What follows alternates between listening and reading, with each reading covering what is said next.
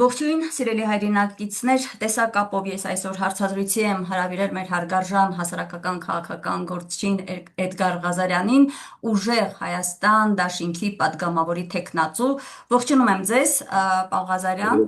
Շնորհակալ եմ հրավերս ընդունելու համար։ Իդեպ ընտրություններից հետո մեր առաջին զրույցն է, եւ ես ուզում եմ նաեւ շնորհավորել եւ ձեզ, եւ ուժեղ Հայաստան թիմին։ Ընտրություններում դուք ամենաշատ ընդդիմադիր ձայներ ստացած ուժն եք, եւ դա իհարկե խոսում է ժողովրդի ձեր հանդեպ ունեցած մեծ վստահության մասին, բայց դա նաեւ շատ մեծ պարտավորություն է, որ ստանձնել եք, կրելու եք ձեր ուսերին։ Այսինքն շատ անելիք կա անելու, եւ ես ուզում եմ այսօր մեր հարցազրույցը սկսել Սահմանադրական դատարանի կայացրած որոշումից, որը փաստորեն անտեսեց ընդդիմության բողոքները, չչեղարկեց այս կեղծված ընտրությունների ամբողջ ընտրությունները չչեղարկեց, դա կանխատեսելի էր։ Բայց փաստաբանները լսում ենք, որ ասում են, այս էտապն էլ պետք է անցնել, դա ինձ թվում է, որ նշանակում է հետևյալը. դուք ինչ-որ նոր ծրագրեր ունեք, այսինքն այս էտապը անցաք, դուք շատ լավ բացահայտեցիք Սահմանադրական դատարանում ահռելի այդ ընտրակեղծարարությունը, ՔՊ-ի կողմից ռեսուրսի զարուրելի այդ, փաստորեն վարչական ռեսուրսի կիրառում եւ այլն։ Հիմա ինչ պիտի անեք այդ մեծ փաստերի հետ։ Դարակում դրանք պետք է մնան, պարոն Ղազարյան, թե շարունակություն կա պայքարի, օրինակ միետ դիմել իրավական հարթության մեջ։ Ինչ գործընթաց եք կանխատեսում։ Խնդրեմ, կամ նախատեսում։ Բողոքարկման իրավական գործընթացը սպառվել է, որովհետև Սահմանադրական դատարանի որոշումը բողոքարկման երաշխիք չի եւ ուժի մեջ է մտնում հրապարակման պահից, այսինքն այն միեդում բողոքարկման ենթակա չի։ Բայց այն փաստերը, որոնք ներկայացվել են Սահմանադրական դատարանին, դրանք անհերքելի փաստեր են եւ դրանք վկայում են այն բանի մասին, որ քաղաքացիական պայմանագիր անվանումով խմբավորումը ազգային ժողովում հայտնվելու է ապօրինությունների հետևանքով եւ նրանց ներկայացուցիչները, այսինքն այդ ապօրինության հետևանքով մանդատ ստացած падգամավորները իրավունք չունեն պաշտոնավարելու ազգային ժողովի падգամավորների պաշտոններում։ Եվ եթե հիմա խնդիր կա, որ որևէ մեկը պետքա մանդատներից հրաժարվի, ես կարծում եմ դա պետքա լինեն հենց քաղաքացիական պայմանագիր խմբավորման անդամները, որոնք որ այդ կարգավիճակը ստացել են զանգվածային ապօրինությունների հետևանքով։ Այն որ Սահմանադրական դատարանը պետք է կայացներ այդպիսի որոշում, կարծում եմ շատերի համար կանխատեսելի էր։ Ես ցավոք սրտի այդ հարցով խոսելու իրավունք չունեմ, որովհետև հիմա գտնվում եմ վարչական հսկողության տակ եւ ինձ դատարանը արգելել է կարծիք արտահայտել Սահմանադրական դատարանի եւ Սահմանադրական դատարանի դատավորների մասին կամ իմ կարծիքը պետք է լինի միայն դրական, քանի որ դրական կարծիք չունեմ, հետեւաբար այդ կարծիք արտահայտելու իրավունք էլ չունեմ։ Ես միայն փաստ կարող եմ վկայել, որ Սահմանադրական դատարանի ներկա կազմի 9 դատավորներից 8-ը դատավորի կարգավիճակ ստացել են 20 թվականից հետո, երբ որ Սահմանադրության մեջ կատարվել են փոփոխություններ, եւ իմ կարծիքով այդ փոփոխությունները եղել են Սահմանադրության եւ օրենքների կոպտագույն խախտումներով եւ հետեւաբար մեծամասնությունը դատավորների, իսկ դատարանի նախագահի պարտականությունները կատարում է մի մարդ, որը նման կարգավիճակ ունենալու իրավական հիմքեր չունի։ Հետևաբար այս պայմանին նաեւ ասեմ գրեթե որ նույն կազմով դատարանը նաեւ 2021 թվականին է անփոփոխ թողել կենտրոնական ընտրական հանձնաժողովի որոշումը եւ այն ժամանակ էլ 4 քաղաքական ուժեր էին բողոքարկել եւ գործող զեկուցող դատավորը կրկին Էդգար Շաթիրյանն է, այն նույն դատավորը, որը նաեւ զեկուցող դատավոր էր հիմա։ Իդեպ նա դատավորի պաշտոնում առաջադրվել է Նիկոլ Փաշինյանի գլխավորած կառավարության կողմից եւ դատավորի պաշտոնում ընտրվել է միայն ու միայն Իմ քայլը խմբակցության падգամավորների կողմից։ Այսինքն այստեղ կա կարծում եմ շահերի ուղիղ բախում եւ եթե ես ներկայացուցիչ լինեի Սահմանադրական դատարանում, ապա բացարկի միջնորդություններ կներկայացնեի դատարանի ողջ կազմին։ Հիմա բայց դատարան դիմելուց առաջ ես կարծում եմ, որ շատերն են գիտակցում, հասկանում, թե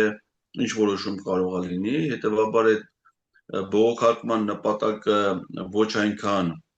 արդարադատության ակնկալիքներ, այլև սպառելը բողոքարկման ողջ գործընթացը, ինստանցիաները, որովհետև հակառակ պարագայում կարող են ասել, բայց եթե անհամաձայնություն ունեք, բողոքարկեիք, չէ, ինչի՞ չեք բողոքարկել։ Բողոքարկվելը այդ անհամաձայնությունը արտահայտելու համար մեկ, եւ երկրորդը, քանի որ դատարանի նիստերը բանավոր ընթացակարգով էին, հրապարակային, դա հարթակ հանդիսացավ, որպեսզի ներկայացվեն այն աղաղակող ընտրախախտումները, դրանց զանգվածային բնույթը, որոնք ազդել են ընտրությունների արդյունքների վրա, որ մարդիկ տեսնեին եւ համոզվեին, որ մեր պնդումները, որ ընտրությունները եղել են կեղծիքներով, դրանք ոչ թե վերացական են, այլ խիստ փաստարկված, իսկ այդ փաստերը արդեն հնչել են, անկախ դրանից, թե դրանք լսելուց հետո Սահմանադրական դատարանը ինչ որոշում է կայացրել։ Հիմա մենք ոչ թե բողոքարկելու ենք, բողոքարկման հնարավորություն ասեցի, գոյություն չկա, այլ անցնում ենք պայքարի հաջորդ փուլերին, իսկ պայքարի հաջորդ փուլը արդեն տեղափոխվում է խորհրդարան, դուք արդեն տեղյակ եք, որ Շեմը հաղթահարած ուժերից, ես իհարկե վստահ եմ, որ Շեմը հաղթահարել է նաև Բարգավաճ Հայաստան կուսակցությունը,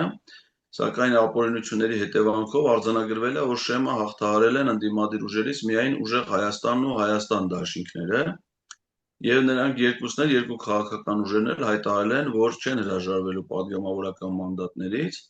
այսինքն չեն հրաժարվում Նիկոլ Փաշինյանի դեմ պայքարից։ Հետևաբար այդ պայքարը տեղափոխվում է այլ հարթություն, պայքարը տեղափոխվում է ազգային ժողով եւ մենք գնանք այնտեղ շարունակելու մեր պայքարը, մինչեւ որ դրա արդյունքի նպատակին հասնենք։ Շատ լավ, այդ մասին փոքր անց դուք ասացիք, որ մեղադրում եք ընտրակաշառքով ընտրվելու, խորհրդարան գալու եւ հենց իրենք չպետք է վերցնեն, ԿՊ-ն չպետք է վերցնի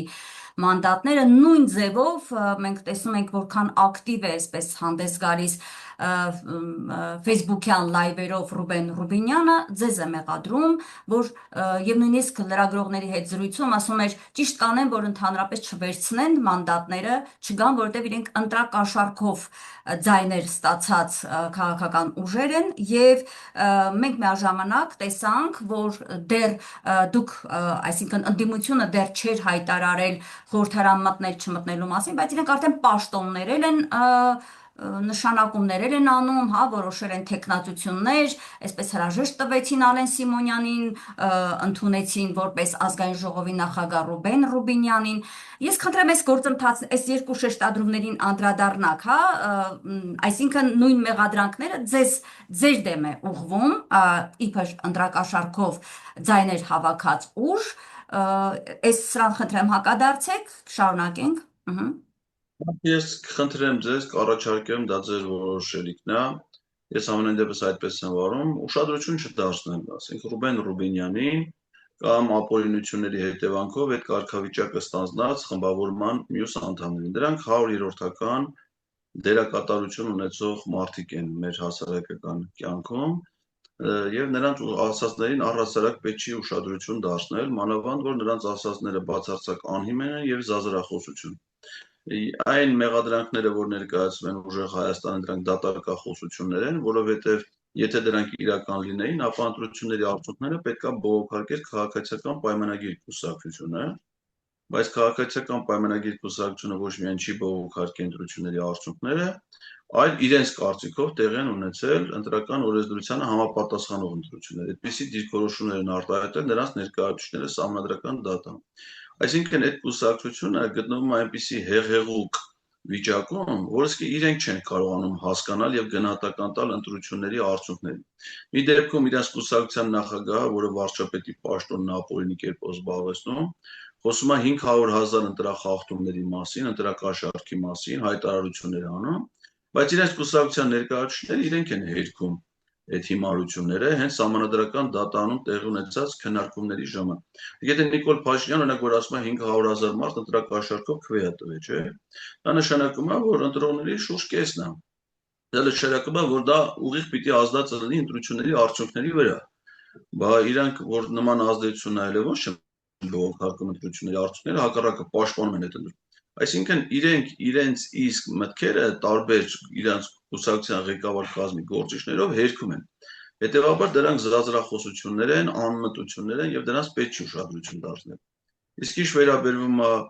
այդ հակակոռուպցիոն կոմիտեի գործողություններին, ապա դրանք ոչ թե պետք է հիմք ընդունել, այլ դրանք պետք է դիտարկել որպես ուժեղ Հայաստանի, Հայաստան դաշինքի եւ Բարգավաճ Հայաստան կուսակցության դեմ իրավապահ մարմինների գործիքակազմը օգտագործելով իրականացված քաղաքական լայնածավալ հետապնդումներ, որոնք իրենց բացասական ազդեցություն են թողել ընտրական գործընթացի եւ ընտրությունների արդյունքների վրա։ Այսինքն դրանք ոչ թե փաստեր են, որոնք վկայում են մասնավորապես ուժեղ Հայաստանի կողմից ընտրախախտումներ անելու մասին, այլ ճիշտ հակառակը, դրանք փաստեր են, որոնք վկայում են ուժեղ Հայաստանի դեմ իշխանական ապօրինի ներգործության եւ քարոզչության իրականացման մասին։ Հետևաբար այդ զազրախոսությանը պետք է ուշադրություն դարձնել, իսկ թե ուժեղ Հայաստան կուսակցությունը ինչ որոշում կայացնի խորհրդարան գնալ գալու վերաբերյալ, ես կարծում եմ, որ Ռուբեն Ռուբինյանը, որին Նարեկ Կարապետյանը բնութագրել է շատ ավելի տպավորիչ եւ իրեն սազական անունով, օքյուլ դերթերին, ընդհանուր մեր հասարակության մեջ երևի մի 10,000 երրորդական մարդկանց ցանկում կարա լինի, 100 երրորդական չեմ ասում էլի,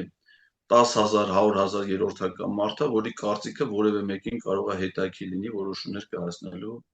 ժամանակ։ Բայց պարոն Ղազարյան, ինչպես մենք այո, խնդրեմ, մանդատը վերցնելու վերաբերյալ որոշում կայացնի եւ ես կարծում եմ, որ նա չպետք է խորհրդարանում գտնվի, որովհետեւ եւ նա իրենց եւ խմբավորման մյուս անդամները, որովհետեւ իրենք են այդ կարգավիճակը ստացել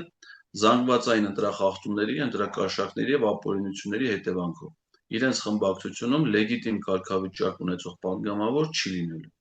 Իդեպ, քանի որ խոսեցինք Ռուբինյանի մասին, ներողություն եմ խնդրում, իհարկե պետք է դրան անդրադառնամ, որքան էլ դա ցանկալի չէ, բայց ազգային ժողովի նախագահ է պատրաստվում դառնալ մի մարդ, որի անցյալը շատ կասկածելի է, թեպետ ՔՊ-ում այդ չկա, ամեն ինչը շատ հստակ է, շատ որոշակի է, Ռուբեն Ռուբինյանը ադրբեջանա-թուրքական հեղափոխությունից ամիսներ առաջ Միացյալ Թագավորության կողմից ֆինանսավորվող ծրագրերով հետազոտական ծրագիր իրականացնելու պատրվակով մի քանի ամիս գտնվել է Թուրքիայում, Ստամբուլում, Սաբանչի համալսարանում եւ ընդեղից անմիջապես եկել է, մասնակցել ադրբեջանա-թուրքական հեղափոխությանը, որից հետո ստանձնել արտաքին գործերի նախարարի տեղակալի պաշտոնը, ինչը իր կյանքում առաջի ոչ միայն պաշտոն, այլ առաջին աշխատանքն է իր կյանքում, դրանից հետո ապօրինի կերպով ստանձնել է հայ-թուրքական գործընթացում հայկական կողմի բանակցողի պարտականությունները, ինչի իրավունքը նա չուներ, դա սահմանադրական կարգի տապալման ցայտուն օրինակ է, եւ հիմա էլ հավակնում ազգային ժողովի նախագահի պաշտոնին, որտեղ իրան առաջի շնորհավորանքը հղել է թուրք իր գործընկեր Սերդար Քլեչը։ Այնպես որ Ռուբինյանի կապերը, կաշկանդվածությունը, առնչությունները Թուրքիայի հետ դրանք կասկածելի չեն, դրանք շատ հստակ են, շատ որոշակի են եւ ես կարծում եմ, որ այս ընտրություններից հետո, քանի որ Թուրքիան ու Ադրբեջանը զավթել են այս ժողովրդի օրինական իշխանությունը, իրականացրել են աշխատանքի բաժանում։ Գործադիր իշխանության դերակատարումը հանձնված է Ադրբեջանին եւ Ադրբեջանը վարչապետ կկարգի Նիկոլ Փաշինյանին, իսկ օրենսդիր իշխանությունը Թուրքիային, որտեղ ազգային ժողովի նախագահ կկարգվի Թուրքիայի շահերի սպասավոր Ռուբեն Ռուբինյանը։ Ես կարծում եմ, թե կասկածելի ոչ մի բան չկա, ամեն ինչ շատ որոշակի է եւ հստակ։ Այո, արդեն իսկ խոսվում է այն մասին, որ Ռուբինյանի նշանակումը ուղղակիորեն եղել է թուրքական կողմի պահանջ, եւ հիմա եկեք հասկանանք, հա, տեսեք ինչպիսի խորհրդարան ունենք մենք, որտեղ այդ թուրքական ադրբեջանա-թուրքական 2018 թվականին հեղափոխությամբ իշխանությունը զավթած այս ուժերը արդեն ամբողջությամբ այսպես իրականացնելու են այդ նույն ուժերի, այսինքն թշնամական պետությունների օրակարգը եւ բավական լուրջ իրավիճակում է հայտնվելու այն քաղաքական ընդդիմությունը, որը պետք է աշխատի նման խորհրդարանում։ Սկսենք մանդատներից, ուրեմն, իդեպ Պարոն Ղազարյան, երբեք մանդատ վերցնել չվերցնելու հարցը մեր 30 տարիների պատմության մեջ քննարկման առարկա չի եղել։ Դա եղավ 21 թվականից հետո, ինչու եղավ, շատ լավ գիտեք, որովհետև բոլորս հույսով տվեցինք մանդատները, քվեն մեր տվեցինք ընդդիմությանը գնալ հեռացնել։ Ընդ որում ամիսներ էին ասվում, որ մի քանի ամսվա մեջ պետք է հեռացվեր Փաշինյանը, դա տեղի չունեցավ, հուսահատություն եղավ եւ մեջտեղ եկավ այդ հարցը, քաղաքական օրակարգ դարձավ այդ հարց է։ Ի վերջո, պետք է վերցնել մանդատները, թե ոչ, եւ կարող ենք ասել անգամ 5 տարիների ընթացքում անընդհատ այդ հարցը քննարկվում էր։ Գուցե պետք է ինչ-որ պահի դնել մանդատները եւ այլն։ Եվ հիմա պարզ է, որ 26 թվականի այս ընտրություններից հետո դարձյալ այդ հարցը կարևոր քաղաքական օրակարգի կարևոր հարց էր լինելու։ Հարցը կարծես թե այսպես արագ լուծվեց հետևյալ առումով 2 օր առաջ եւ ուժեղ Հայաստանը եւ Հայաստան դաշինքը հայտարարեցիք, որ վերցնում եք մանդատները։ Դուք հայտարարեցիք, բայց քննադատությունները չեն դադարել։ Ձեզ առավելապես սուրբ քննադատում են, ինչպես հետևում եմ ես այդ գրառումներին Facebook-յան տիրույթում, այն ընդդիմադիրները, որոնք դարձան փոշիացրեցին ընտրությունների ժամանակ ընդդիմության ձայները, չհամախմբեցին, հիմա շատ ակտիվ քննադատում են ձեզ, թե ինչու եք գնում, ինչու եք մասնակից դառնում այս խորհրդարանի աշխատանքներին, ձեր մասնակցությամբ լեգիտիմացնում եք մի խորհրդարան, որը սահմանադրական դատարան ներկայացրած ձեր փաստերի համաձայն ոչ լեգիտիմ խորհրդարան է։ Ինչպես կարձագանքեք այս հայտարարություններին։ Լսում եմ ձեզ, ինչու որոշեցիք ամեն դեպքում, ճիշտ էր մանդատ վերցնելը, թե ոչ, պարոն Ղազարյան, խնդրեմ։ Կայացնելուց առաջ անցել է այդ ժամանակահատվածը որոշում կայացնելու եղել է գրեթե 1 ամիս, իսկ ընտրություններից անմիջապես հետո մինչև սահմանադրական դատարանի որոշում։ Այդ մասին հայտարարվել է հուլիսի 5-ին, իսկ ընտրությունները ավարտվել են հունիսի 7-ին։ Շուրջ 1 ամիս այդ հարցը եղել է օրակարգում, հաշվի առնելով նաև դրա հանրային արձագանքը, եւ ուժեղ Հայաստան դաշինքը այդ թեմայով բազմաթիվ քննարկումներ է եղել։ Մենք շատ մեծ ուշադրությամբ ենք լսել բոլոր կարծիքները, անգամ ես հիշում եմ, որ սահմանադրական դատարանի նիստի օրը, հունիսի 26-ին, կազմակերպել էր նաև մեր նախաձեռնությամբ հանրային մեծ քննարկում, եւ մեր բոլոր ընտրողներին, թիմակիցներին, աջակիցներին մենք հրավիրել էինք հանրային քննարկման իրենց կարծիքները այդ կապակցությամբ մեզ ներկայացնելու համար։ Բացի մեր ընտրողների, թիմակիցների կարծիքը լսելուց, մենք շատ լուրջ մասնագիտական քննարկումներ ենք ունեցել նաև սահմանադրագետների հետ, իրավաբանական հանրության ներկայացուցիչների հետ, քաղաքագետների հետ, հասկանալու համար ցանկացած որոշման թերությունները եւ առավելությունները։ Եվ այս որոշումը կայացվել է ոչ թե շտապողականությամբ, հուզական ինչ-որ զգացմունքների, ընկալումների ազդեցության տակ, այլ ծանր փաստական հանգամանքների վերլուծության արդյունքում։ Մենք դիտարկել ենք ինչ իրավիճակ կարող է լինել, եթե մենք հրաժարվենք մանդատներից եւ նույնը աներ Հայաստան դաշինքը, եւ ինչ հնարավորություններ կարող են առաջանալ այս պարագայում։ Եվ եկել ենք այն եզրակացության, որ հրաժարվել մանդատներից դա իրավաբանորեն ինչ է նշանակում, որ դու ընտրվել ես падգամավոր, ինչը որ պետական պաշտոն է հանդիսանում եւ հրաժարական ես տալի քո զբաղեցրած պաշտոնից։ Այսինքն ստացվում է, որ մենք պայքարում ենք, որպեսզի մենք հրաժարական տանք, բայց իրականում մեր պայքարի նպատակը ոչ թե մեր հրաժարականն է, այլ Նիկոլ Փաշինյանին իշխանությունից հեռացնելն է։ Եթե մանդատներից հրաժարվելը կհանգեցներ այնպիսի իրավական ճգնաժամի, որ կգնայինք արտահերթ ընտրությունների, այսինքն падգամավորների թիվը սահմանադրության թվից պակաս կլներ, այդ ժամանակ լիներ արտահերթ ընտրություն, ես կարծում եմ մենք վստահ կգնայինք այդ քայլին։ Բայց մասնագիտական վերլուծությունները տալիս են եզրակացություն, որ այդ դեպքում որևէ իրավական ճգնաժամ չի առաջանալու եւ այդ պարագայում ազգային ժողովում քաղաքացիական պայմանագիր կուսակցությունը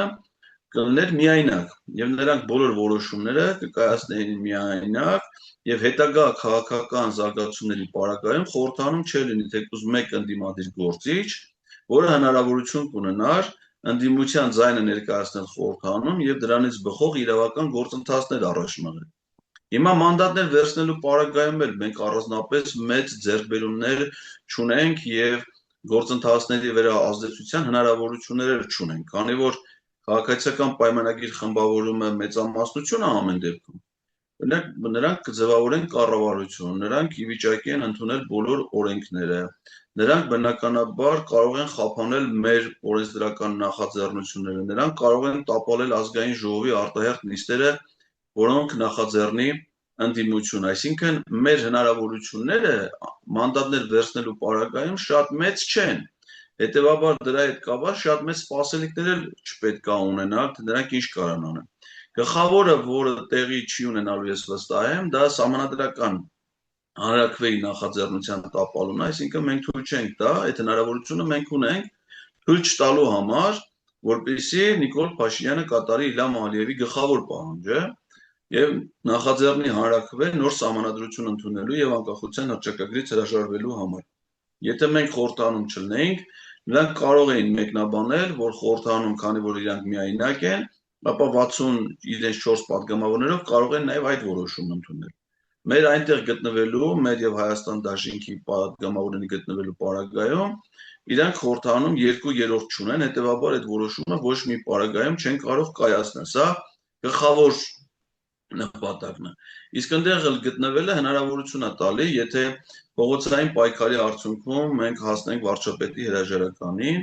կամ տեղ ունենան այլ իրավական գործընթացներ, պարլամենտում կլինեն ընդդիմադիր խմբակցություններ, որոնք կարող են ի վերջո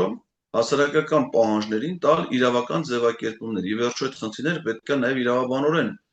լուծում ստանան, իրավական գործընթացներով լուծում ստանան։ Իսկ այնտեղ չլինելը բացակայությունը խորհրդարանից այդ խնդիրները առաջացնելու է։ Խորհրդարան գնալ չի նշանակում ընդունել ընտրությունների արդյունքների լեգիտիմությունը։ Ես արդեն ասացի, Նարեկ Կարապետյանն էլ հայտարարել, Հայաստան Դաշինքից էլ իդեպ շատ հստակ են իրենց հայտարարության մեջ նշել, որ որ մեզնից ոչ ոք չի ընդունում այդ ընտրությունների արդյունքների օրինականությունը։ Եվ երբ որ մենք ստանձնում ենք մեր լիազորությունները падգամավորի, մենք մեր քվեների օրինականությունն ենք ընդունում, ոչ թե նրանց։ Իսկ մեր քվեները, մեր օգտին եւ Հայաստան Դաշինքի եւ ուժեղ Հայաստանի տված քվեները, դրանք ոչ միայն մաքուր, անաղարտ մարդկանց կամքով կայացված որոշումներ են, այլ նաեւ մարդիկ այդ որոշումներին գնացել են մեծ զրկանքների, մեծ զոհողությունների, մեծ կորուստների, չարչարանքների գնով, տևական պայքարի արդյունքում։ Եվ եթե մարդիկ այդքան մեծ զոհողությունների գնալով քվեարկել են ի վերջո ընդդիմադիր ուժերի կողքին, հրաժարվել նրանց քվեից, նշանակում է ջուրը գցել նրանց չարչարանքը, նրանց պայքարը, նրանց նպատակները, նրանց ցանկություններից։ Մեր ցանկությունը դա չի, մեր նպատակը մեր ընտրողներին քվեները ջուրը գցելը չի, այլ հնարավորինս արդյունավետ դա օգտագործելն է։ Թե ինչ արդյունքներ մենք ունենանք, դա ապագան ցույց կտա, բայց հրաժարվել դրանից նշանակում է երաշխավորել Նիկոլ Փաշինյանի 5 տարվա անսասան գործունեությունը եւ անխափան գործունեությունից։ Մենք այդպիսի նպատակ չունենք, մեր նպատակը նրան իշխանությունից հեռացնելն է։ Հետևաբար մանդատները վերցնելով մենք մեր պայքարը շարունակում ենք, ունենալով նաեւ նոր կարգավիճակ։ Օրինակ ուժեղ Հայաստան խմբակցության տեխնատուներից, ովքեր որ պետքա դառնան падգամավոր, ոչ ոք երբևէ ազգային ժողովի падգամավոր չի եղել, բացառությամբ Արամ Վարդևանյանի, որը մի քանի տարի եղել է падգամավոր։ Մնացած բոլորը նոր մարդիկ են, որ падգամավորի կարգավիճակում դեռ նոր պետքա դրսևորվեն, եւ ես վստահ եմ, որ մեր խորհրդարանական գործունեությունը եւ պայքարը այդ հարթությունում արդյունավետ է լինելու եւ մեզ մոտեցնելու է մեր նպատակների իրականացմանը։ Պարոն Ղազարյան, շնորհակալ եմ, այսպես համապարփակ ներկայացրեցիք, թե ինչու եք որոշել մանդատներ վերցնել, բայց միջանկյալ մի քանի հարցերով ավելի պարզենք, հա, ավելի այսպես բացենք փակագծերը, ասում եք, փաստորեն այսպես, գնալ խորհրդարան, հիմնական նպատակը հետևյալն է, որ կանխվի ադրբեջանա-թուրքական օրակարգով, հա, բերվող որոշումների ընդունումը, կայացումը խորհրդարանի կողմից։ Հիմա ուզում եմ հասկանալ հետևյալը, դա իհարկե շատ կարևոր գործ է, եթե դա հաջողվի ընդդիմությանը, ինչու եմ ասում հաջողվեր, քանի որ չկա այդ չափ մանդատ, դուք ունեք 41 մանդատ, այդպես է, չէ՞, այդտեղ ձեր դիմաց 64 մանդատով մտնում է ՔՊ-ն։ 29 մանդատ, վերհիշեցնեմ նաև մեր հեռուստադիտողներին, 29 մանդատով մտնում է Ուժեղ Հայաստանը եւ 12 մանդատով Հայաստան Դաշինքը։ Ձեր 41 մանդատով դուք կկարողանաք կանխել ադրբեջանա-թուրքական օրակարգը, որը իրենք անպայման սպասարկելու են, եւ այս խորհրդարանը լինելու է այդ առումով կարծում բացառիկ հայոց պատմության մեջ, հա, նման խորհրդարան, որտեղ թշնամու օրակարգն է առաջ մղվելու։ Եվ դուք հնարավորություն ունենալու եք դա կանխել, եւ եթե չունենաք, ստացվում է հետեւյալը, Ստացվում է ձեր մասնակցությամբ, երբ որ դուք սկսելու եք քննարկել, հա, բանավեճ, հարցեր, պատասխաններ, դրանով դուք չեք լեգիտիմացնում ամբողջ գործընթացը։ Իսկ եթե ՔՊ-ն մնար միայնակ, ինքը իրեն որոշեր, ինքը իրեն ընդդակեր, այսպես ասած, իր որոշումները, աշխարհն էլ կտեսներ, որ այստեղ լեգիտիմության խնդիր կա։ Այ շատ կխնդրեմ սրանք։ Աշխարհի վրա շատ հույսեր մի դրեք, այդ աշխարհը, որ ասում ենք, դա նկատի չունենք, չէ՞, բանին Պակիստանին կամ Քաթարի պետությանը կամ չգիտեմ Մոզամբիկին։ Այդ ժողովրդավարության հետ կապված մեր սպասելիքները հիմնականում եվրոպական երկրներից եւ եվրոպական կազմակերպություններից են։ Իսկ դրանք այս իշխանությունների հետ հիմա աշխարհաքաղաքական խնդիրներով պայմանավորված այնպիսի շահերով են կապված, որ նստած նույնիսկ մուրաբա ու ջեմ են պատրաստում այդ քարոզչական խնդիրները լուծելով եւ նրանք արդեն ընդունել են Նիկոլ Փաշինյանի այս բռնապետությունը եւ դա ներկայացնում են իբրև ժողովրդավարություն, ասենք պատկերացնում եք Եվրոպական հանձնաժողովի նախագահ Ուրսուլա ֆոն դեր Լայենը գալիս է Հայաստան այն ժամանակաշրջանում, երբ որ այստեղ ընտրական գործընթացի մասնակիցները ձերբակալված են, ընտրություններ եղել են բազմաթիվ ընտրախախտումներով, զանգվածային լրատվամիջոցների ներկայացուցիչները բռնաճնշումների են։ Այս երկիրը ինքը բնութագրում է որպես ժողովրդավարական երկիր։ Եվ իրենք են արդեն կոչ արել, որ ընտրական գործընթացի մյուս մասնակիցները ընդունեն այս ընտրությունների։ Այսինքն, եթե հիմա Նիկոլ Փաշինյանը մենակ մնա խորհրդանում, նրանք երբեք չեն ասի, որ այնտեղ պետք է ընդդիմություն լիներ, ընդդիմություն։ Իրանք կասեն, դե այդ ընդդիմությունը ինքն է այդ որոշումը կայացրել, մի հատ էլ մեզ կմեղադրեն դրա համար։ Այնպես որ այդ աշխարհի ընկալման, ժողովրդավարական ընկալման այդ հույսը ոչ մի լուրջ մարդ հիմա այլևս չի ընդունում պայմանավորված այս իրողություններով։ Ինչ վերաբերում է նրանց ապազգային թրքահապատակ գործունեության խափանելու։ Այն ինչ որ կապված է օրենքների ընդունման հետ, մենք դա խափանել չենք կարող, որովհետև նրանք ունեն մեծամասնություն, հետևաբար նրանք այդ օրենքները ընդունելու են, մենք բնականաբար այդ գործընթացին մասնակցություն չենք ցույց, այսինքն մենք այնտեղ լինենք, թե այնտեղ չլինենք, իրանք միևնույն է դա անելու են եւ անելու են։ Մեր միակ խնդիրը հնարավորությունը, որ ստեղծված է, որը նախկինում իդեպ երբեք չի եղել, ոչ 18 թվին, ոչ 21 թվին, դա որ իրանք 2/3-ի հնարավորությունից են զրկված։ Իսկ առանց 2/3-ի նրանք նոր սահմանադրության ընդունելու հանրակրվե չեն կարող նախաձեռնել։ Ազգային ժողովը այդ որոշումը կարող կայացնի միայն ունենալով պատգամավորների ընդհանուր թվի 2/3-ը, ՔՊ-ի խմբակցության 64 հոգին 2/3 չի կազմում։ Հետևաբար մենք կարող ենք խափանել միայն նոր սահմանադրության ընդունման այդ ապօրինի գործընթացը, դա կարող ենք անել։ Իսկ մյուս որոշումները այս պահին չեն կարող իրականացնել։ Հետևաբար մեր պայքարի նպատակը պետք է լինի, Արեգ Կարապետյանն էլ այդ մասին հայտարարել է, որ խորհրդարանական աշխատանքին զուգահեռ մենք տրամադրենք, ձևավորենք, վերականգնենք այդ հիասթափության, այս հետընտրական հիասթափության ֆոնին հասարակական տրամադրությունները եւ ժողովրդի պահանջով, ժողովրդի ճնշմամբ աշխատենք ՔՊ խմբավորման այն падգամավորների հետ, ովքեր որ կարող ունենան որոշակի քաղաքացիական, պետական գիտակցություն եւ այլն, որպիսի նրանց փորձենք բերել իրական պրագմատիկ դաշտ, իհարկե դա դժվար խնդիր է, բայց ես կարծում եմ, որ հասարակական աջակցությամբ դա լուծելի խնդիր է եւ վերջո այդ խմբակցությունը այնպես չի էլի, որ ընդեղից երբևէ մարդիկ չեն լքել այդ խմբակցության շարքերը։ Նույնիսկ 8-րդ գումարման ազգային ժողովում մենք տեսել ենք առնվազն 2 падգամավորների, ովքեր լքել են այդ խմբակցության շարքերը։ 2020 թվականին կարծեմ 6 падգամավոր է լքել քաղաքացիական այդ Իմ քայլը խմբակցությունը հետ պատերազմյան իրողություններից ելնելով։ Այնպես որ հասարակական հարաբերությունների փոփոխությունը կարող է նաև տրամադրությունների փոփոխություն առաջացնի այդ խմբավորման ներսում, իսկ մեր այնտեղ գտնվելը այն իրավական հիմքն է, որ նրանց տրամադրությունների փոփոխության դեպքում նրանք մասնակից լինեն այլ որոշումների կայացմանը, որը հասարակական պահանջով կներկայացվի ընդդիմադիր խմբակցությունների կողմից։ Այսինքն մեծ սպասումներ մեր գործունեությունից պետք չի ունենալ, պայմանավորված այս պահի մաթեմատիկայով, որը որ դուք ներկայացրեցիք, պատգամավորական մանդատների բաշխման այս համակարգով, մեծ սպասելիքներ պետք չի ունենալ։ բայց չպետք է նաև հիասթափություն ունենալ, պետք է հնարավոր ջանքերը գործադրել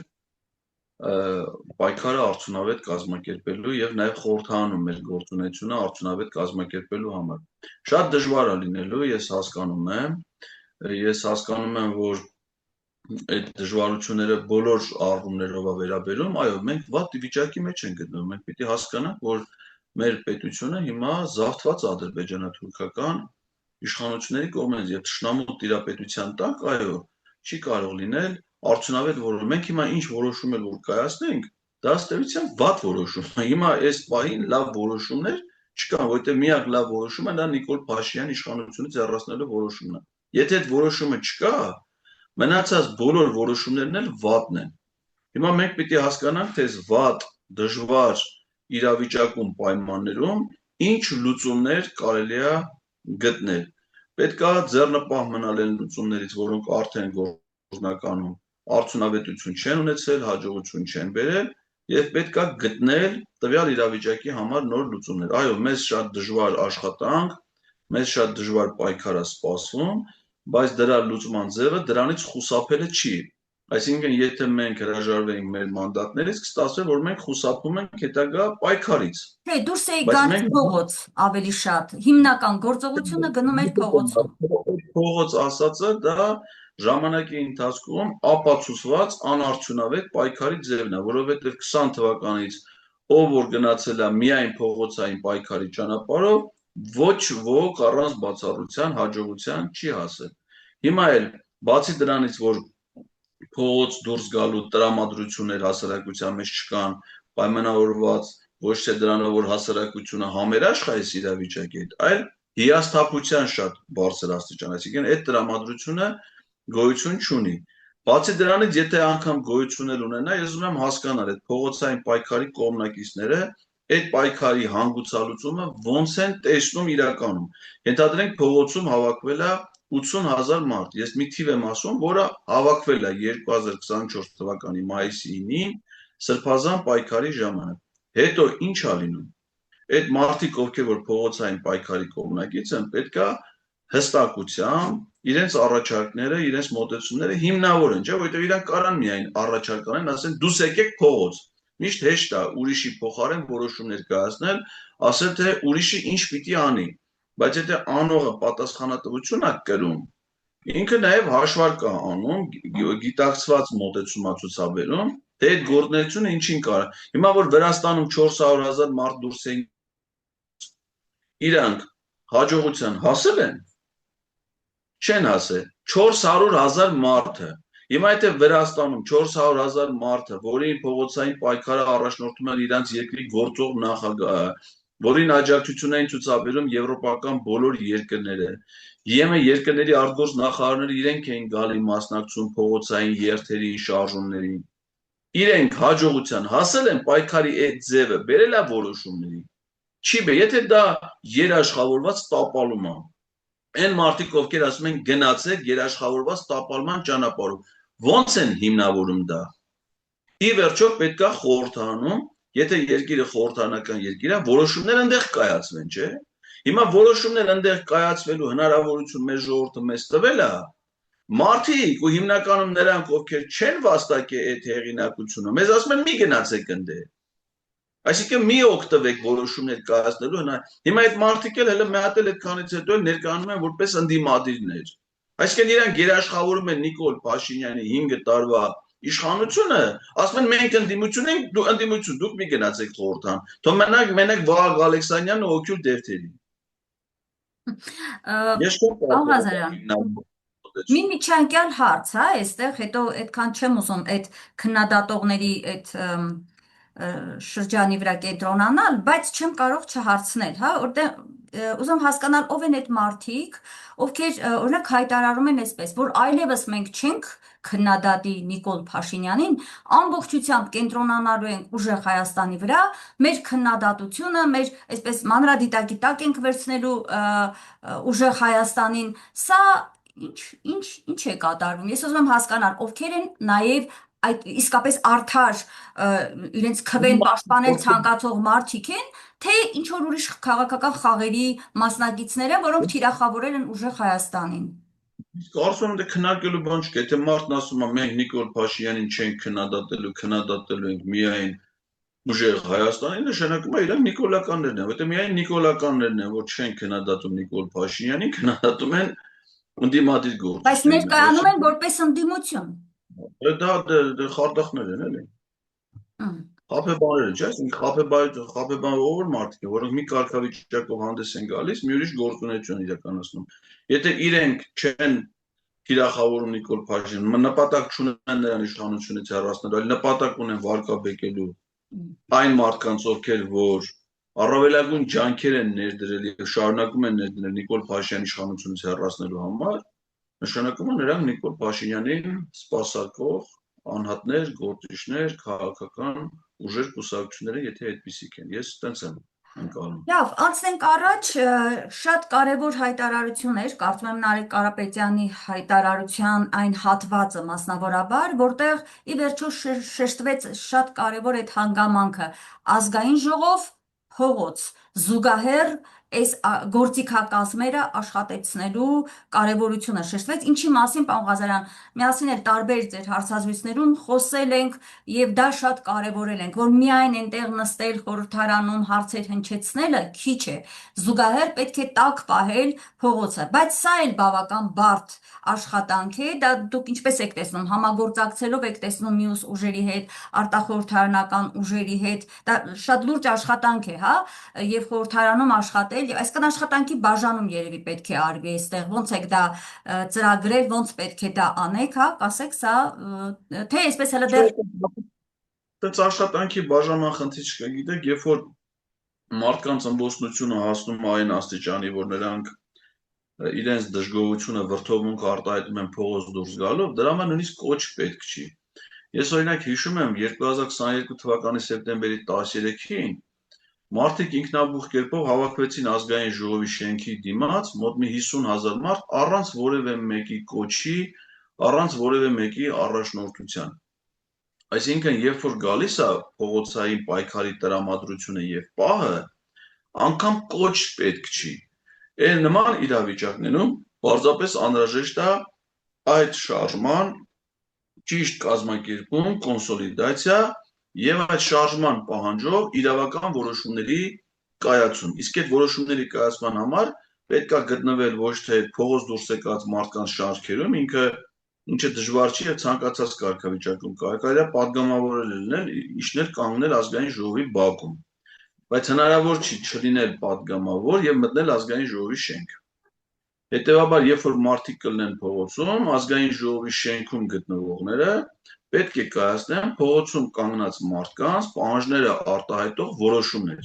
Եվ դա պետք է լինեն ոչ միայն ընդդիմադիր խմբակցությունների, այլ նաեւ մյուս խմբավորման падգամավորները, որովհետեւ ամեն դեպքում յուրաքանչյուր падգամավոր ներկայացնում է ողջ ժողովրդին, կաշկանդվածություններ չպետք է ունենա սահմանադրության եւ սեփական խղճով ու համոզմունքներով պետք է որոշում կայացնի։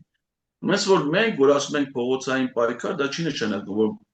ցած պլանավորել ենք ամսի այսինչին նախաձեռնել այսինչ հանրահավաքը, որը կոչվի փողոցային պայքար։ Ոչ դա տենց չի, տենց պետք չի տենց պատկերացնել։ Ամեն ինչ ձևավորվում է հասարակական հարաբերություններով, հասարակական տրամադրություններով, իր բնական իրավիճակից ելնելով։ Երբեմն նույնիսկ հետախնդրությունից հեռուն, օրինակ եթե նկատեցիք, այս հետընտրական շրջանում փողոցային պայքարի հիմնական ջատագովն ու կողմնակիցը Նիկոլ Փաշինյանն է։ Եկել են մարդիկ դուրս եկեք փողոց, ինչի համար, որովհետև այդ ձևով այդ արկածախնդրությանը գնալով ինքը կարող էր սադրանքներ հրահրել, սադրանքները վերածել իրավապահների հետ բախումների եւ իրավիճակը վերցնել իր հսկողության, իր ձեռքում։ Մենք պետքա զգուշություն եւ խելամտություն, ողջախոհություն ցուցաբերենք նաեւ այդ իրավիճակներում, որ երբեք փողոցային պայքարը չդառնա մեր ժողովրդին կրակի մեջ գցելու, հանիրավի իրավական, չգիտեմ, բռնությունների առիթ տալու եւ այլնի համար, այսինքն դա համար Նարեկ Կարապետյանը ինչ ասել է, որ դա կլինի մեկ անգամ եւ կլինի միակ անգամ, այսինքն մարդիկ դուրս կգան փողոց միայն այն ժամանակ, երբ որ իրենց դուրս գալը առիթ կլինի ոչ թե որ մենք գնանք իրանց արժեվ ընդեղից ելույթներ ունենանք, այլ որ նրանց ներկայությունը կլինի ֆունկցիոնալ Նիկոլ Փաշինյանի իշխանությունից հեռացնելու հարցում։ Շնորհակալ եմ, դուք կանխեցիք իմ հարցը, որովհետև այո, Փաշինյանը ձեզ հրավիրում էր դուրս, հեղափոխություն, ասում էր, գնացեք հեղափոխություն արեք, եւ երևի այդ պահն էլ կորսար։ Դրա համար նա պետք է դատվի։ Արագած Ախոյանին նախկին падգամավոր մի քանի ամիս կալանքի մեջ են պահել փողոցային պայքարի նման կոչեր անել շատ մեղմ ձևակերպումների եւ այլնի համար։ Վերջերս քաղաքագետ Ալեն Ղևոնդյանի մեր գործընկերոջը ձերբակալել են քրեական գործային արարողության Facebook-յան մի հատ անորոշ ձևակերպումներով գրառման համար։ Իսկ Նիկոլ Փաշինյանը ուղիղ իշխանությունը բռնի տապալելու կոչեր անում, հեղափոխությունը ի՞նչ է, չէ՞, ասում է հելեք հեղափոխեցիք, հելեք ինչ անենք։ Այդ ինքը որ ասում է ո՞նց է պատկերացնում, մարդիկ ինչ պիտի անեն, պիտի գրոհեն շենքերի վրա, մարդկանց պիտի սպանեն, շենքեր պիտի վառեն, այդպես բաներ է պատկերացնում։ Դրանք այդ ինչ որ ինքը տես պատկերացնում է, դա բոլորը ապօրինություններ է, չէ՞, դրանք բոլորը օրենքով արգելված գործողություններ են։ Բայց եթե այդպես չպիտի անեն, ինչ պիտի անեն, ուղղակի պիտի փողոցում կանգնեն իրենց վրթովմունքը արտահայտեն։ Դե կանգնել էին 24 թվականի մայիսի 9-ին կանգնել էին։ Գիտակցել հասկանալ, որ ժողովուրդը դե հիմա էլ էս ընտրությունների արդյունքները որ նայում է, իրենք հո հիմար չեն, իրենք հո ապուշ չեն, իրանք բոլորից լավը գիտեն, չէ՞, թե իրանք ինչ ծավալին դրա խախտումներ են արել։ Իրանք շատ լավ գիտեն, չէ՞, ինչ ապօրինիներով, ամենալավը իրենք գիտեն, չէ՞։ Իրանք շատ լավ հասկանում են, որ ռեալ հասարակական վստահություն իրանք չունեն։ Նիկոլ Փաշինյանը ապուշ չի։ Ինքը շատ լավ հասկանում է, որ եթե ինքը իշխանության ղեկին չլինի,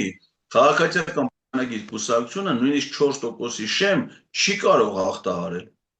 Իրանք գիտեն, չէ, որ մնացածը ինչի որ տիրացել են ապօրինությունների իշխանական ղեկին գտնվելու հանգամանքներով պայմանավորված։ Եթե դու տեսնում ես, գիտես, որ ժողովուրդը քեզ չի ուզում,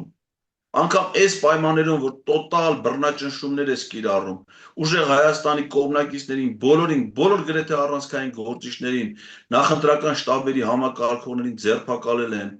վախի սարսափի, անգամ այդ պայմաններում մարդիկ գնացել են ուժեղ Հայաստան են ընտրել, Հայաստան դաշինք են ընտրել, ԲՀԿ են ընտրել։ Ինքը գիտի, չէ, որ ԲՀԿ-ի 60,000 ընտրողի ձայնը գողաց։ Մարդիկ, որ գնացել են ԲՀԿ-ին, նրանք կյանքում Նիկոլ Փաշինյան կընտրեին, չէ, բայց 60,000 հոգու քվեն ինքը վերածել է ՔՊ-ի համար 3 հատ մանդատի։ Հիմա դա ինքը համարում է իր օգտին տված քվեներ։ Ինքը ապուշ չի, ինքը շատ լավ հասկանում է, որ ինքը ժողովրդի իրական վստահությունը չի վայելում։ Բայց եթե հասկանում որ առանց հեղափոխություն անել էլ պիտի ռադը քաշի, թողնի գնա։ Բայց չի գնում, բայց դե հիմա եթե ինքը չի գնում ու չի գնալու, մենք էլ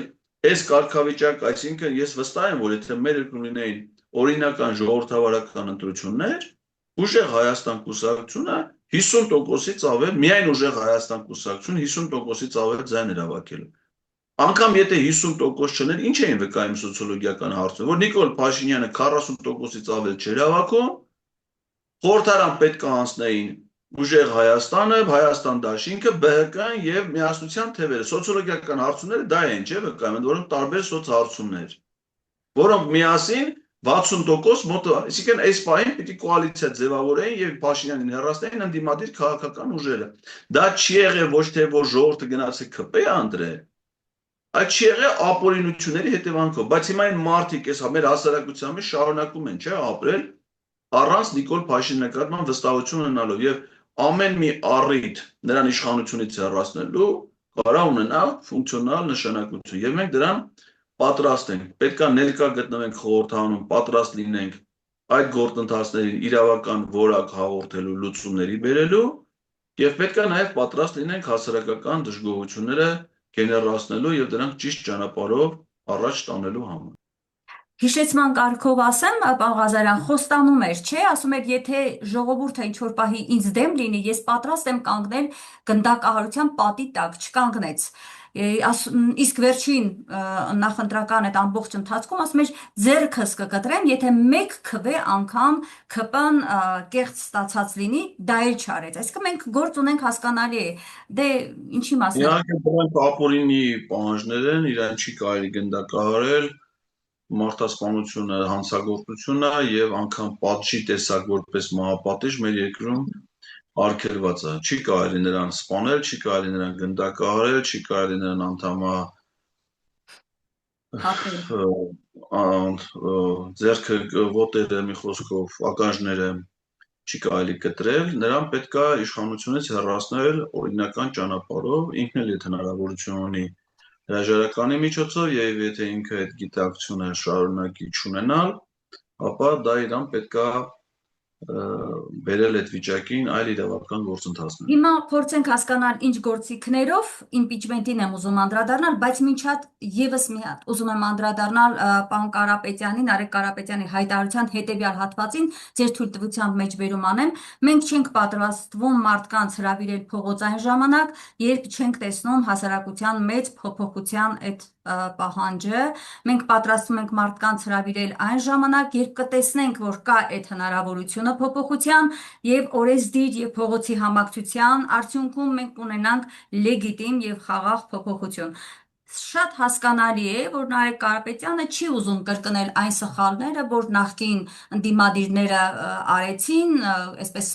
փողոց տանելով եւ հետո տուն ճանապարհելով մարդկանց, ինչը հանգեցրեց, բոլորը շատ լավ գիտենք, իրենք էլ շատ լավ հասկանում են, հանգեցրեց հուսահատությանը ժողովրդի, բայց այստեղ տեսեք հաջորդ բայցն է մեջտեղ գալիս քննադատողների կողմից, ասում են այդպես էլ փողոցը դուք չեք գեներացնի, 5 տարի կասեք, սպասում ենք հնարավորության, ինչը այդպես էլ կարող է չգալ։ Ինչ կասեք այս առնչությամբ։ Ստացվում է, այսինքն, որ Նարեկ Կարապետյանը ասում է ուղղակի մի բան, որը կարող է չիրականացվել, փողոցի գեներացում։ Այդպես է։ Նարեկ Կարապետյանը շատ լուրջ է եւ պատասխանատու է վերաբերվում եւ նա ըստ էության նույն բանն ասում, ինչ որ մի քիչ առաջ ես էի ասում, այսինքն հենց այնպես աննպատակ մարդկանց ասել բոլորիդ այսօր հրավիրում ենք փողոց հանրահավաքի, որը ոչ մի արդյունք չի տալու, նման բան չենք պատրաստում իրականացնել եւ Նարեկ Կարապետյանի ասածը դրա մասին է։ Մարդիկ դուրս կգան փողոց այն ժամանակ, երբ որ իրենք դա կզգան, դրա նպատակահարմարությունը, իսկ իրենց դուրս գալու դեպքում մենք որպես պատասխանատու առաջնորդող քաղաքական ուժ կստանձնենք այդ փողոցային շարժման ղեկավարումը, պատասխանատվությունը եւ գտնվելով ազգային ժողովում այդ պայքարին կտանք իրավական լուծումներ։ Այսինքն դա արհեստականորեն չի լինելու, դա կլինի բնական հասարակական հարաբերությունների զարգացման ճանապարհով։ Հետևաբար, քանի դեռ դա չկա, չի կարելի խոսել դրա ժամկետների մասին, 5 տարում դա կլինի, առաջի ամսում կլինի, երկրորդ ամսում կլինի։ Օրինակ, մինչև այդ անվստահության մասին խոսելը, որին դուք անդրադարձաք, կառավարությունը 20 օր հետո ազգային ժողովի կազմավորումից 20 օրվա ընթացքում պետք է ազգային ժողովին ներկայացնի իր գործունեության ծրագիրը։ Եթե ըստ սահմանադրության ազգային ժողովը հավանություն չի տալի կառավարության գործունեության ծրագրին, ապա վարչապետը պետք է հրաժարական տա։ Հիմա եթե մեր հասարակության մեջ տրամադրությունները առաջիկայում 1 ամսվա ընթացքում գեներացվեն այնպես, որ հենց կառավարության ծրագրի ընդունման պահին հասարակությունը դուրս գա փողոց, ապա ազգային ժողովը իդեմս մեր երկու խմբակցությունների եւ հասարակական պահանջով նաեւ մյուս խմբավորման այլ պատգամավորների կարող են հավանություն չտալ կառավարության ծրագրին եւ Նիկոլ Փաշինյանից մենք ազատվենք առաջիկա 1 ամսվա ընթացքում, այսինքն դա իրավաբանորեն հնարավոր է։ Տեսականորեն հնարավոր է, բայց այսինքն ընդ որում ես այդ ինչ որ ասում եմ ոչ թե արյունահեղություն, ոչ թե հեղափոխություն, ոչ թե չգիտեմ ինչ, այլ օրինական ճանաչ, այսինքն սահմանադրությունում գրված է։ Եթե կառավարության գործունեության ծրագիրը հավանության չի արժանում, վարչապետը հրաժարական է տալի։ Պիտի ձևավորի նոր Աղազար, խորհրդարանում չի արժանանում։ Այո, հիմա եթե 41 մանդատը բավարար է։ Հիմա բայց Արգոմե ջան, մենք քիչ լնելու ենք առաջիկա 5, այսինքն 5 տարում պատգամավորների թվի փոփոխություն չի լինելու, չէ՞։ Այսինքն որոշում կայացնելու համար, բայց նոր հետ եմ ասում, մյուս բավորման կազմից պատգամավորները պիտի միանան այս որոշմանը, ճիշտ է։ Երբ պիտի իրանք միանան, եթե իրանք հանգիստ թողնես, իրանք կոմֆորտ զոնայում թողնես, որևէ խնդիրներ իրանք առաջ չստեղծես, իրանք դրա անհրաժեշտությունը չեն ունենալու, չէ՞։ Իսկ եթե կառավարության ծրագրին հավանություն տալու ժամանակ, այսինքն օգոստոսի 20-ին ենթադրենք, մարդկանց մեծ զանգված դուրս գա փողոց եւ ասի, որ մենք չենք ուզում այս կառավարությանը, այս կառավարությունը ապօրինի է, Նշանակում է խորհրդանում գտնվող պատգամավորները, այդ թվում քաղաքացիական պայմանագիր խմբավորման պատգամավորները պիտի լսեն, չէ՞ մարդկանց կարծիքը։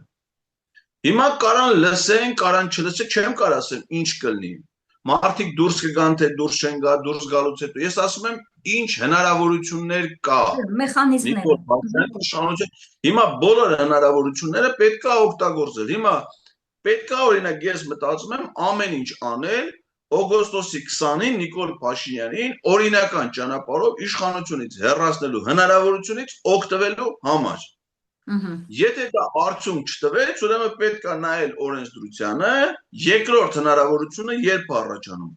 Օգտվել երկրորդ հնարավորություն։ Եթե դա չստացվի,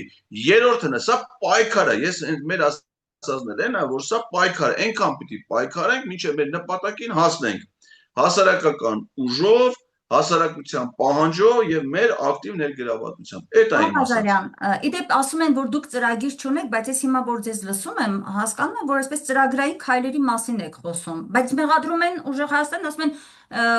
իրենց հայտարարություններից այնպեսի տպավորություն է, որ չգիտեն հաջորդ քայլը որն է, այդպես է։ Հիմա Զուտ քննադատողները մեղադրանք է դա, այսինքն ծրագրեր հստակ կան, ինչից հետո ինչը անենք։ բոլորին ուշադրություն չես դարձնի, մտածես հիմա մենք ուշադրության ենք արժանացնում, ավելի ուշադիր ենք լսում, ականջալուր ենք այն կարծիքներին, այն որը նաև հիմնավորում ունի, որը նաև բովանդակություն ունի։ Թե չասենք, թե ենթադրենք, մեկը լում ասում է, մանդատները չվերցնեք, գիտեք Նիկոլի մոտ ընդդիմություն կա։ Հիմա ասենք այդ ստանդարտ ծեծված ձևակերպում, այդ գիտեք ինչքան իմ համար իմ ընկալումներում, իմ մշակույթի մեջ, գիտեք ինչքան պրիմիտիվ տեսակետ է, որը հերիք չի ես դա պիտի լսեմ, հետնել մի հատ դրա հիման վրա ես որոշում կայացնեմ։ Մտենց չի, ասենք իմ որոշման կայացման համար, այո, ես շատ մարդկանց կարծիքներ լսում, ոչ միայն լսում եմ, թե մարդիկ ինչ են ասում, ես ինքս եմ մարդկանցից խորհուրդներ հարցնում, ես ինքս եմ հրավիրում, Նարեկ Կարապետյանը վերցել է, Դալիճը վերցել են, հրավիրում, եկեք խոսենք, տեսնենք ինչ եք ասում։ Բայց ասենք ոչ թե եկեք հենց խոսեք, այլ եկեք ձեր ասածը հիմնավորեք, որովհետև մենք մեր ասածները փորձում ենք հիմնավորենք, չէ՞։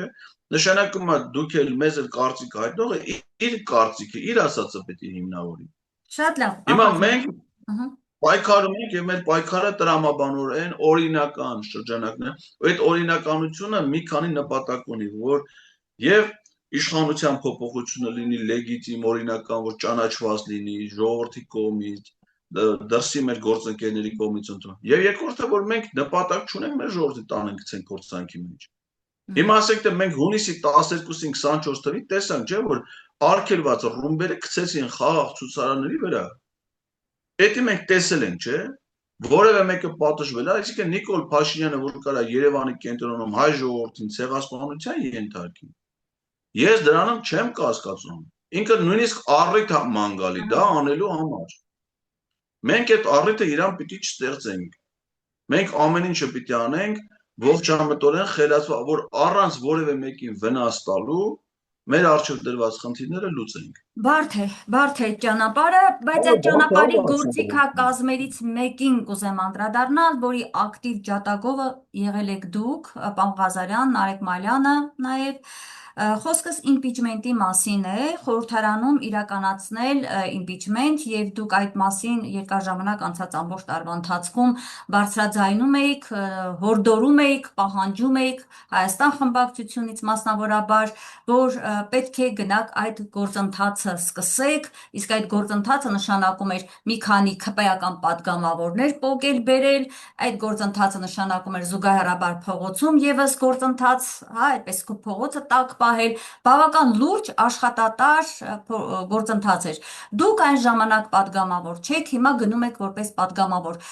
Պարոն Ղազարյան, դուք այս անգամ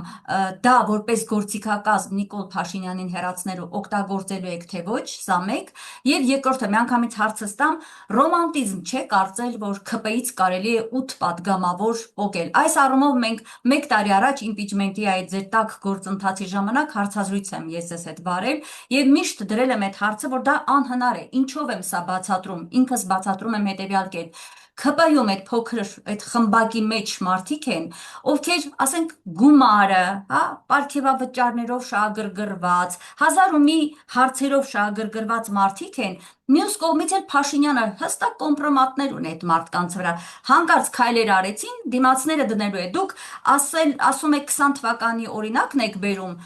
դա մի քիչ այլ իրավիճակ էր։ Նույնիսկ ես կասեմ, այդ ժամանակ արժանապատիվ այո մարդիկ կային ԿՊ-ի մեջ։ Հետո արդեն 21-ից սկսած եւ այս խորհրդարանում եւս բոլորովին այլ կազմ է։ Բոլորովին այլ կազմ է, մի քիչ հույս ունենալ, որ այնտեղից մարդիկ կպոկեք, մեղմ ասած ռոմանտիզմ է։ Ես խնդրեմ այս երկու հարցերին, այսինքն դուք շարունակելու եք իմպիչմենտը որպես գործիք օգտագործել Փաշինյանին հեռացնելու հետ կապված, կա դա ձեր օրակարգում եւ այդ ԿՊ-ականներին պոկելու մասին, խնդրեմ։ Վարչապետին անվստահություն հայտնել Սահմանադրությամբ հնարավոր է կառավարության ձևավորումից ոչ շուտ քան 1 տարի հետո։ Այսինքն այս պահին դա օրակարգային չի կարող լինի, որովհետև Սահմանադրությունը այդ հնարավորությունը չի տալիս։ Այսինքն այդ մասին մենք կարող ենք խոսենք 2027 թվականի օգոստոսի 3-ին։ Եթե մինչև 2027 թվականի օգոստոսի 3-ը Նիկոլ Փաշինյանը մնաց իշխանության ղեկին, ես կարծում եմ, որ անպայմանորեն խորհրդարանում պետք է սկսել նրան անվստահություն հայտնելու գործընթացը։ Թե այդ գործընթացը ինչ արդյունք կունենա, ինչ կլինի, դա արդեն այդ պահի իրողություններով կերևա։ Բայց Նիկոլ նորից եմ կրկնում, նրան իշխանությունից հեռացնելու որևէ հնարավորություն գործիքակազմ բաց թողնել չի կարելի։ Ինչ հնարավորություն կա, դա պետք է գործի դնել անել։ ԿՊ-ական падգամավորներ կմիանան այդ նախաձեռնությանը, չեն միանա, դա կքննարկվի, կերևա այդ նախաձեռնության անելու ժամանակ։ Այո, ես քննադատել եմ նախորդ խորհրդանի падգամավորներին, որ իրենք ունեցել են իրավական հնարավորություն Նիկոլ Փաշինյանին անվստահություն հայտնելու եւ չեն օգտվել այդ հնարավորություններից տարբեր պատճառաբանությամբ։ Հիմա ԿՊ-ականները կմիանան թե չեն միանան, նորից եմ ասում, քանիսը կմիանան, այդ ժամանակ կերևա։ Հիմա նախորդ խորհրդանի համեմատ մի առավելություն կա, որովհետեւ եթե նախորդի դեպքում պետք էր որպեսի նախաձեռնությանը միանա 18 падգամավոր, հիմա 6 падգամավորով այդ թիվը պակասել է հաշվի առնելով ընդդիմության ավելի մեծ ներկայությունը խորհրդանում։ Այսինքն հիմա դրա համար պետք է ընդամենը 12 падգամավոր։ Եթե ԲՀԿ-ին թողնեին անցներ, կմնար ընդամենը 8 падգամավորի։ Դրա համար նաև չթողեցի, որ ԲՀԿ-ն անցնի, որ այդ ռիսկերը իրենց համար նվազեցնեն։ Հիմա այդ 8 падգամավորները 12-ը ովքեր կլինեն չեն լինի, այդ ժամանակ կերևա։ Իսկ գիտեք ինչն է տարօրինակ թվում կամ անհասկանալի էլի։ Տեսեք, օրինակ, ինչքան շատ են, չէ՞, մարդիկ խոսում, ասում են, ձեր խմբակցությունից մարդիկ այդքան կմիանան ԿՊ-ին, Սահմանադրական հանրաքվեին կողմ քվեարկեն։ Այսինքն այն, որ պիտի ուժեղ Հայաստանից կամ Հայաստան դաշնակից մարդիկ գնան դառնան ԿՊ-ական, դա բոլորը շատ հնարավոր են համարում, այդ ռիսկերը դիտարկում են, տեսնում են, ասում են, պետք է դրանից զգուշել, ասես բան կարող լինի։ Բայց հենց խոսքը վերաբերում այն բանի, որ պիտի ԿՊ-ից որևէ падգամավոր իր դիրքորոշումը փոխի։ Իրանց հələ չլսած, մենք հələ չգիտենք այդ ԿՊ-ից ով պիտի լի падգա։ Դուք արդեն ասում եք անհնար բան է, որ դրան գան միան։ Ինչ գիտեք, որ անհնար է։ Ինչ գիտեք ով է գալու, ինչ անելու։ Արդեն դուք ոնց որ հիմիկվանից իրանց գցեք հավեսի, տրամադրեք, ասեք դուք սկզբունքային, վճռական, անկոտրուն, նվիրված, հավատարիմ, չգիտեմ, դուք չեք դրանց մասին այդ կարծիքի։ Դա մենք սպասեք տենանք ով է գալի, ինչ ալու։ Այդ ի վերջո այդ Հովիկ Աղազարյանն ու Հակոբ Ասլյանը ո՞ր խմբակցության падգամավորներ էին։ Այսինքն ինչ որ մի հանգամա Ալեն Սիմոնյանի պես մարդուն այսօր տաշեք գցել են Միրանի վրա, չէ՞։ Ես նկատի չունեմ, որ նա այդպես եսի մի ինչ կարևոր մարդ։ Իրանց թիմեն ամենաառանցքային գործիչներից չէ։ Ինչ զիբիլ ասես կերավ, չէ՞, քարոզարշավի ընթացքում Փաշինյանի կողքը նստած։ Ինչի համար էր այդ զիբիլները ուտում, որ դառնա ազգային ժողովի նախագահ, չէ՞, դու տեսակ չի դառնում, ասում գնում եմ հանգստանալու։ Հանգստացողի շուտ գնա իր հանգստանալու։ Առաջադրվել էր, որ հանգստանաս, առաջադրվել էր, որ լեր ազգային ժողովի նախագահ, չէ՞։ Այսինքն տշին անի շպրտին դուրս, չէ՞։ Բայց այն մյուս ԿՊ-ականները, ասենք Ալխաս, Մալխաս են 100-րդական սորթիները, որոնց անունները մենք սկի չգիտենք։ Բայց նրանք տենում են, չէ՞, ասում են Ալեն Սիմոնյանի պես զբլակերը, հանեն շպրտել են դուրս, բա մեզ չէ կարա նույն բանը հանեն։ Նույն բանը կարա մյուսների հետ, իրանք գիտակցում են, չէ, հասկանում են, չէ։ Այս ամեն ինչը տեսնելով, հիմա տենում են, չէ, որ Արայիկ Հարությունյանին արձակուրդա տվեց ճամփել է Ամերիկա։ Հիմա Արայիկ Հարությունյանի ինչ Ամերիկա գնալու ժամանակը, Հալոուինն էր, հոկտեմբերին էր, կասեն գնացել է մասնագիտական տոնա, գնացել է մասնակցի։ Պրոբլեմներ ունի, չէ, բան հիմա տենում են, չէ, մարդիկ ասում են շամպես ոտերի տակ ընկած ծառայում էր։ Հաննամա շպրտի, չէ, բա մյուսներին ինչ ա եղել, որ նա մարդու պես է վերաբերվում։ Կարա չէ, այդ ամեն ինչը անդրադառնա նաև, բայց ինչի ենք ասում, եթե ժողովուրդը փողոցում հավաքված լինի, այդ որոշումը պահանջի, եւ մենք էլ այդ գործընթացը սկսենք, դա կարա արդյունք ունենա։ Դուք համոզված չեք, ես համոզված եմ, որ եթե Սրբազան պայքարի օրը մայիսի 9-ին Հայաստան խմբակցությունը, պատիվ ունեմ խմբակցությունը սկսեին վարչապետին անվստահություն հայտնելու գործընթաց, դա կարար ունենար դրական հանգուցալու, եթե հիշում եք այդ ժամանակվա տրամադրությունը։ Համաձայն եմ ձեզ հետ։ Բոլորը մեկը մտածում էր ՔՊ-ից падգամավորները, սենց կանեն, թե նենց կանեն, բոլորը սա փախել են, չէ՞, ամեն մեկը մի կողմի վրա։ Բայց եթե վարչապետի տեխնացու առաջադրվել այդ ժամանակ ու սկսեին անվստահության գործընթաց, մարդիկ մնային փողոցում, այդ պահանջը մինչև վերջ տանեին։ Մենք կարայինք ունենայինք շատ դրական լուծումներ։ Իսկ անվստահության գործընթաց ունենալու համար պիտի պարլամենտում լնես։ Հիմա մեզ ասում են մանդատ մի վերցրեք, բա որ մանդատ չվերցնենք, այդպես իրավիճակներում ո՞նց պիտի լուծումներ գտնենք։ Դրա համար ես կարծում եմ, որ մենք շատ ճիշտ որոշում ենք կայացրել, մենք կլինենք խորհրդանում, մենք բոլոր հնարավոր առիթները կօգտագործենք նրան իշխանությունից հեռացնելու համար, որ պահին էլ կունենանք հասարակական աջակցություն փողոցում կանգնած, այդ աջակցությանը կտանք ֆունկցիոնալ որակ, ֆունկցիոնալ նշանակություն եւ կմոտեցնենք մեր նպատակների իրականացման։ Պարոն Ղազարյան, ձեր խոսքերը շատ հուսադրող են եւ հուսամ, որ այդ ընթացքով կլինի, դուք էլ փորձառու քաղաքական գործիչ եք, ուրախ եմ, որ նաեւ ուժեղ Հայաստանի թիմում եք եւ падգամավոր եք, վստահ եմ, որ ներսում իսկապես շատ հետաքրքիր գործընթացների ականատես ենք լինելու։ Մեկ հարց իմպիչմենտի պահով, հիշում եք, այդ ընթացքում կարևոր հարցերից մեկը միասնական տեխնացուի ընտրության հարցն էր։ Հազար ու մի անուն տրվեց, այդպես էլ չեղավ, բայց մեջտեղ էր գալիս հիմնականում ամբիցիաները։ Այս դեպքում հնարավոր է դա հաղթահարել եւ այդ հարցը լուծված կարող ենք համարել, հաշվի առնելով օրինակ հետեւյալը, որ ընտրություններից առաջ էլ ուժեղ Հայաստանի կողմից հայտարարություններ են հնչում, որ միասնական տեխնացուի պարագայում, եթե ես չեմ սխալվում, այդպես էր, հիմա եթե սխալվում եմ, դուք ուղեք, որ Սամվել Կարապետյանն է լինելու այդ տեխնացուն եւ նաեւ համաձայն էր Հայաստան դաշինքը, Հայաստան խմբակցությունը նաեւ այն տեսանկյունից, որ ով որ շատ ձայներ կստանա, նա էլ նրա ղեկավարն էլ նրա առաջնորդն էլ կլինի միասնական վարչապետի միասնական տեխնացու։ Այս սկզբունքը պահպանվելու է, գործելու է, այս առումով մենք ամբիցիաներ չենք տեսնելու, խնդրեմ։ Սամվել Կարապետյանը շարունակում մնար ուժեղ Հայաստան դաշինքի վարչապետի տեխնացուն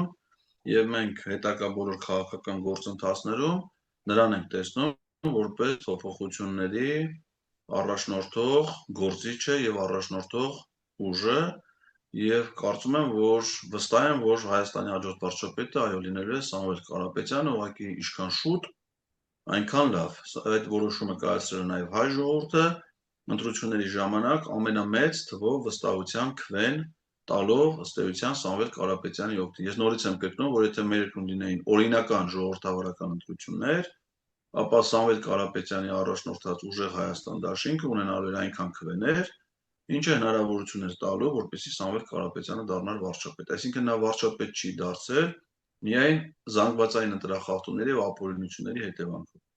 Եվ քանի որ նա ժողովրդի կողմից ամենամեծ սերը եւ հարգանքը վաստակած եւ վայելող գործիչն է, ես կարծում եմ, որ հետագա քաղաքական գործընթացներում էլ նա պետք է լինի առաջնորդող ուժը, առաջնորդող գործիչը բոլոր քաղաքական process-ներում։ Եվ հետևյալ հարցով արդեն կամփոփենք, համախմբման մասին էր խոսում պարոն Կարապետյանը, ընտրություններից հետո ասաց, որ պետք է լինի համախմբում, իդեպ շատ կարևոր շեշտադրում նաև արեց, որ ափսոսաց, որ դա չի եղել ընտրությունների նախընտրական փուլում, ասաց, որ սխալներ, բաց թողումներ են եղել եւ ուժեղ Հայաստանի կողմից եւ մյուս կուսակցությունների կողմից, դարձյալ ցավոք այդ ամբիցիաները կամ սեփական ուժը ավելի գնահատելու այդպիսի դրսևորումներ են եղել եւ դա տեղի չունեցավ, որտեղ ես օրինակ հաշվարկում եմ, եթե դա տեղի ունենար օրինակ ԲՀԿ-ն միանար ուժեղ Հայաստանի դաշինքով, միասնության թևերը միանային, այսօր մենք այդ ձեր ասած այդ 6 հոգանոց 6 հոգուն ԿՊ-ից չէինք պոկելու հաստատ, որտեղ ընդդիմությունը կմտներ ավելի պինդ ամուր հիմքով եւ այս խնդիրները ավելի հեշտ կլինեին լուծվելու, քան են հիմա դուք փորձում եք ինչ-որ տարբերակներ գտնել հեռացնելու համար, հա։ Հիմա այս հետընտրական կոալիցիան ի վերջո կայանալու է թե ոչ, համախմբում եմ։ Գիտեք, Սամվել Կարապետյանի ասածը շատ կարևոր է եւ շատ ճիշտ է։ Նայեք, տեսեք, ԲՀԿ-ն անարդարություն է, չէ, իրանց հանդեպ տեղ ունեցածը, բայց դա երբ եղավ, երբ մենք 4%-ի շեմի միջակայքում են, չէ։ Հիմա լավ, եթե իրանք ասենք թե առանձին մասնակցելու որոշում կայացրած չլինեին, որոշեին աջակցել ուժեղ Հայաստան դաշինքին։ Եվ իրենց կողմնակիցները վստահ եմ, այդ 60,000 մարդը գնալու էր քվեարկել վստահ եմ, չէ, ասենք Գագիկ Ծառուկյանը կոչ կաներ, կգային քվեարկեին ուժեղ Հայաստանին, իրենց ցուցակի առանցքային մի քանի տեխնատուներ ընդգրկված կլինեին ուժեղ Հայաստանի ցանկում։ Հիմա այդ 4%-ը խո չէր գնա կորեր։ Չէր կորի, այսինքն այդ 5 մանդատը կգար կգումարվեր մեր 29 մանդատին, ճիշտ է։ Մեր ներկայությունը խորհրդանում դրա հաշվին կլներ 29-ին գումարած 5, կլինեին 34 պատգամ։ Իրանք էլ այս կգային կընտրվեին, չէ։ Ման Թաթոյանի արածը ինչ էր։ Բոլոր սոցիոլոգիական հարցումները, եթե նույնիսկ տալիս էին, որ նա շեմը հաղթահարվա, շեմի միջակայքում էր, չէ, այսինքն մաքսիմում պիտի 4% հավաքեր, չէ։ Հիմա 4%-ով խո ինքը վարչապետ չէր դառնալ։ Ինքը ասում էր ես վարչապետի տեխնատու եմ, հիմա պարզ է, չէ, խո մենք երեխա չենք, խո հիմարի դար չի։ 4%-ով դու վարչապետ չէիր լինելու, չէ։ Եթե 2% դու էիր հավաքել, որում սոցիոլոգիական հարցումներն ասում են ինքը 2% է հավաքում, բայց եթե ինքը կոչ անի, որ մարդիկ քվեարկեն ուժեղ Հայաստանի օգտին, 4%-ը կքվեարկեն։ Որտեղ կարող է մարդիկ իրան չեն ընտրում, իր այդ թերահավատ են, որ ինքը կանզի, բայց իր կոչով ուրիշին պատրաստ են ընտրելու։